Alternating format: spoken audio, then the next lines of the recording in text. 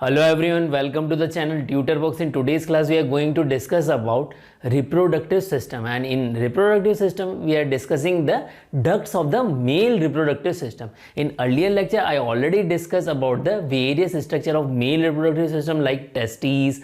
Okay, so now we are discussing the ducts. So what are various ducts? Okay, the first thing is that what are various ducts. So in this lecture we are discussing about the three ducts. The first one is epididymis, then second one is vas deferens, and the third one is spermatic cord. Okay, so first हम ये देख लेते हैं कि sperm का movement कौन कौन सी ducts में होता है. Okay, so I already discuss that sperm are form in seminiferous tubules. हम ऑलरेडी डिस्कस कर चुके हैं कि स्पर्म किस ट्यूब्यूल्स के अंदर बनते हैं, सेमिनिफेरस ट्यूब्यूल्स में बनते हैं. तो यहाँ पर आप देखिए which one is seminiferous tubule. कौन सी सेमिनिफेरस ट्यूब्यूल्स है? This blue colour structure is seminiferous tubule. These are what? Seminiferous tubules. ओके, तो सेमिनिफेरस ट्रिब्यूल्स के अंदर क्या बन गया? स्पर्म बन गया. This is water sperm. यहाँ स्पर्म बना देता हूं मैं आपकी. Okay, so this is a sperm. Okay, अब नाउ स्पर्म सेमिनिफेरस ट्रिब्यूल्स के अंदर फॉर्म हो गए. Sperm then moving into the another tubule. Seminiferous tubule जो है वो किस में एम्प्टी हो रही है? They empty into the straight tubules. These are what? Straight tubules. So these structure are what? Straight tubules. Okay, so straight tubules में आ रहे हैं. Straight tubules then empty into the network of tubules. ये straight ट्रिब्यूल जो है network of ट्रिब्यूल्स में and हो रही है. तो यहाँ पर काफी बड़ा नेटवर्क बन रहा है. This network is known as a rete testis. This network is known as a rete testis. तो ये एक रेटेटेस्टिस हो गया. अब स्पर्म यहाँ आ चुका है. नाउ स्पर्म यहाँ स्पर्म आने के बाद में ये हमारा स्पर्म आ चुके हैं. ओके, स्पर्म यहाँ आने के बाद में कहाँ मूव करेंगे? दे move into the efferent ducts. So these are what? Efferent ducts. These are what? Efferent ducts.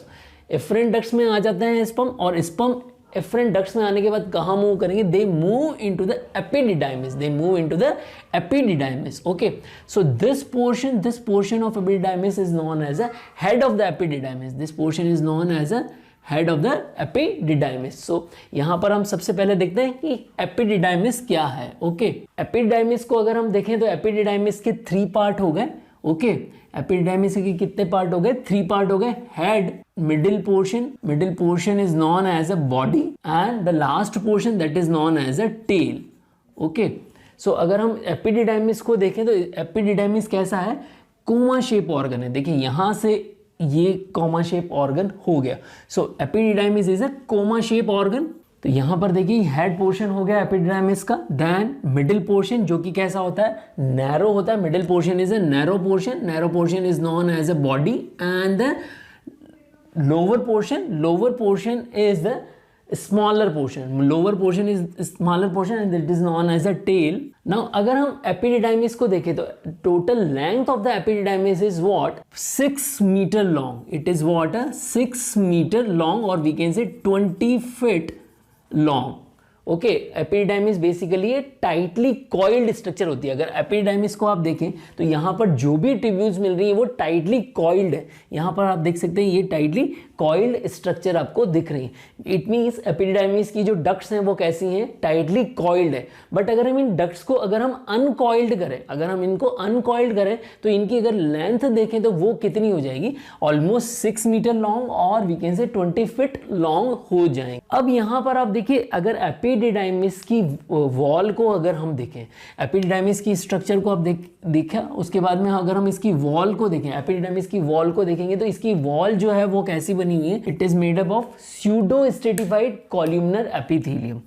Okay, pseudo stratified columnar epithelium as well as we also found muscular layer. Plus pseudo stratified epithelium जो है tissue से connect रहती है. तो ये tissue जो होता है वो कैसा रहता है?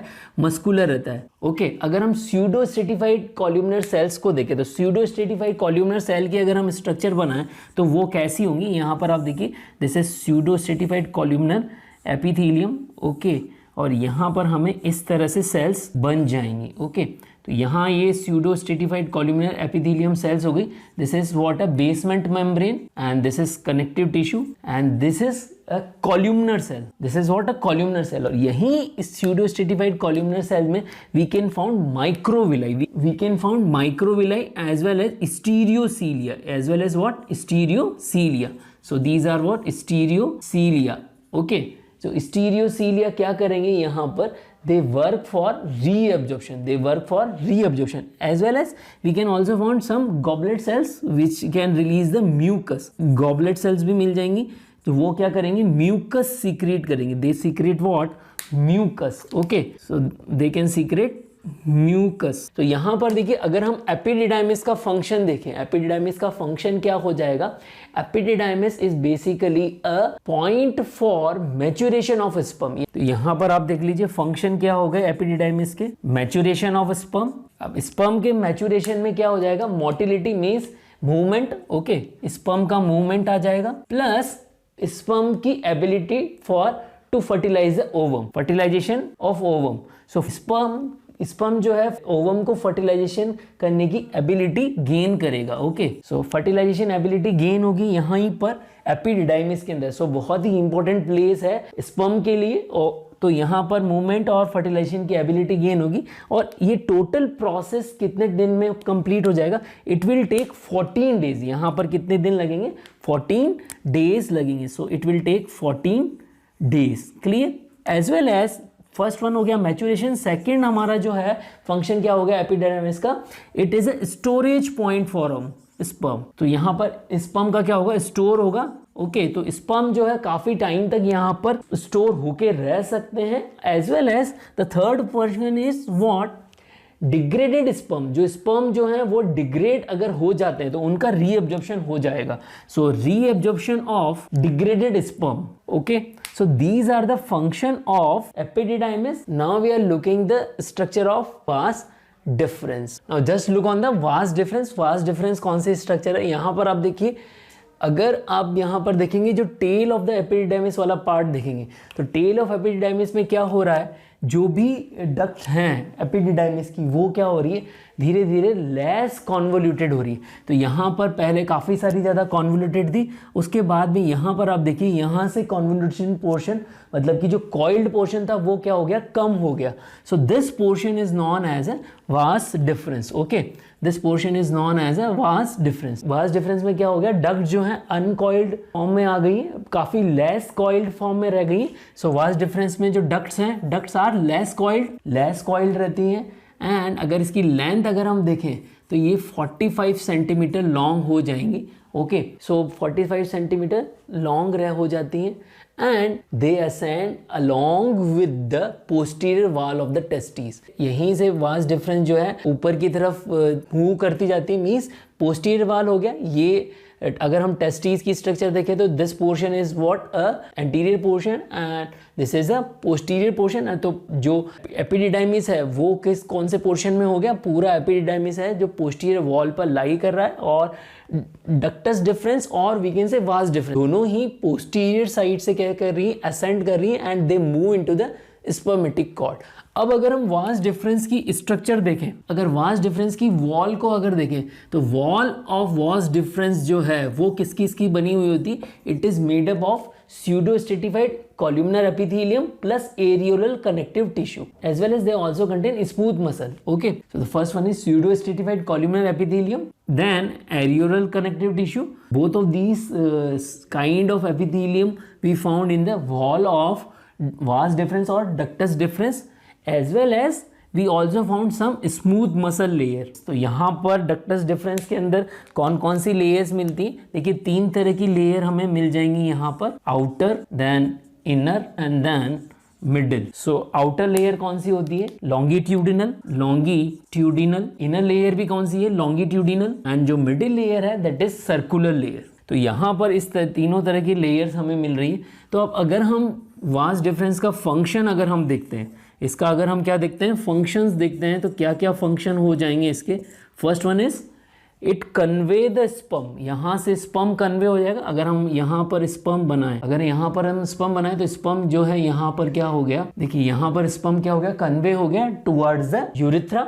Okay, so it convey the sperm towards the urethra. Then the second one, it is also for storage point of sperm. तो यहाँ पर वास्ट डिफरेंस क्या कर लेगी, फर्स्ट कन्वे करेगी स्पर्म को यूरिथ्रा की तरफ और सेकंड स्पर्म को स्टोर भी करेगी। Okay, so this is the function of vast difference. Clear everyone. Movement कैसे कन्वे कैसे करेगी, क्योंकि यहाँ पर क्या है, स्मूथ मसल्स की लेयर है और स्मूथ मसल्स की लेयर क्या करेंगी, यहाँ पर पेरिस्टालसिस मूवमेंट देंगी। तो पेरिस्टालसिस मूवमेंट होगा, उसकी वजह से क्या होगा, स्पर्म मूव करेगा कहाँ, यूरिथ्रा की तरफ। और ऐसा कब होगा, जबकि सेक्सुअल अराउजल आएगा। तो सेक्सुअल अराउजल के टाइम ही वास्ट डिफरेंस से स्पर्म मूव करके यूरिथ्रा के पास जाता है, अदरवाइज यहाँ पर स्टोर रहता है। और जो स्पर्म डिग्रेड होंगे उनको रीअब्जॉर्प्शन हो जाएगा, क्योंकि यहाँ पर स्यूडो स्ट्रेटिफाइड कॉलमनर एपिथेलियम मिल रही है, तो वहाँ पर माइक्रोविलाई मिलेंगे और वो माइक्रोविलाई इनको जो डिग्रेडेड स्पर्म होंगे उनको क्या कर लेंगे, रीअब्जॉर्ब कर लेंगे। Okay, now the next portion is spermatic cord. Spermatic cord की आप स्ट्रक्चर देखिए, यहाँ पर is known as a spermatic cord.